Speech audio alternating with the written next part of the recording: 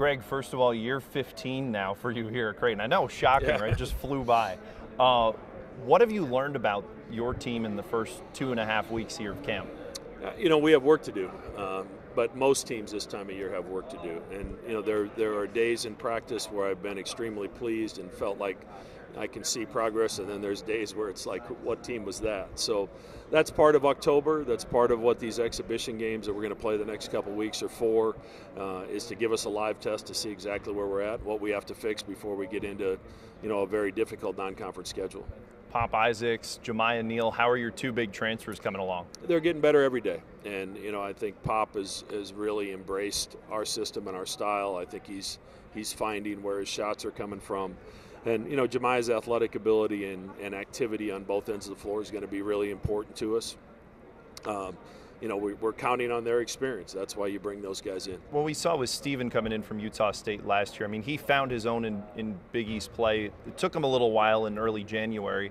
Are you expecting maybe a shorter learning curve from those guys coming in from the Big 12, from the Pac-12? I'd like to say yes.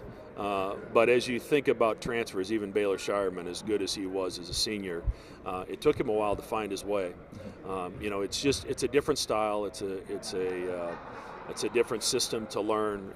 Defensively, we're very game plan oriented, so there's a lot to remember and a lot to execute, and that takes some time to learn that. But like Steven did, I think these guys will grind it out. I think they'll watch a lot of film. I think they'll be hungry to get better and learn and grow.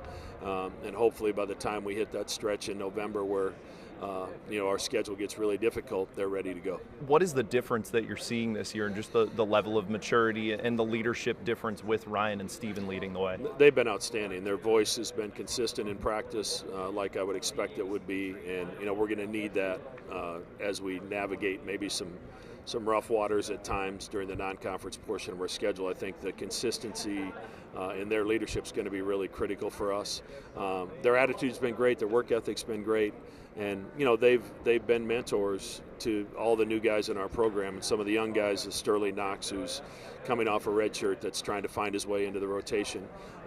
Steven and Kalk are constantly talking to those guys and helping them improve, helping them grow. And, that's what we're going to need from them really all season long. Obviously, last year you went with a very short rotation for the majority of the minutes. Do you expect to go more than 6 deep, or do you think it'll kind of sort itself out? I hope so. I think there's been signs. There's certainly improvement across our roster from Jason Green to Isaac Trout. Sterling Knox, who I mentioned, has made good strides. The freshmen have had their moments. Shane Thomas, walk on, but has really worked really hard, and I think is maybe earned himself a role in the rotation at some level. So that's what these exhibition games are going to be for. It's why we're playing two very difficult. A close scrimmage at Iowa State and then the charity exhibition against Purdue is we can throw some guys out in the fire when it doesn't count and see how it goes and then try to learn from those experiences. To have guys like Trout, like Mason, like Jason that build through this program, and in the transfer portal era that doesn't happen a whole lot. You pour into guys and sometimes somebody else gets the benefit.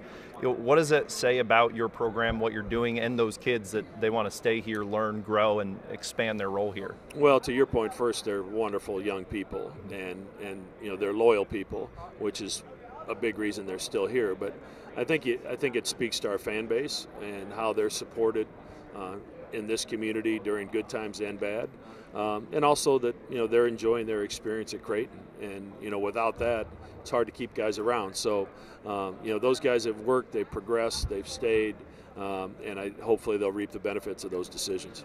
The Big East, does it feel like there's a collective chip on the shoulder of all the teams in the league after 3 teams made it in, 3 were on the outside, in terms of showing that this is a conference much more deserving of that in March? Yeah, there's no question there was a lot of teams in our league that not only could have made the NCAA tournament but been successful in the NCAA tournament.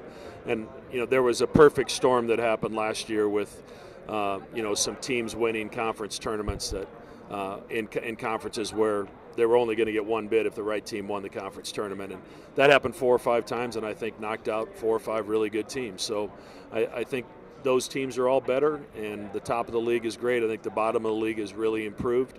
So I think we're in for a heck of a season in the Big East. Well, we're looking forward to seeing the team October 26th against Purdue. Greg, thank you so much. Thank you.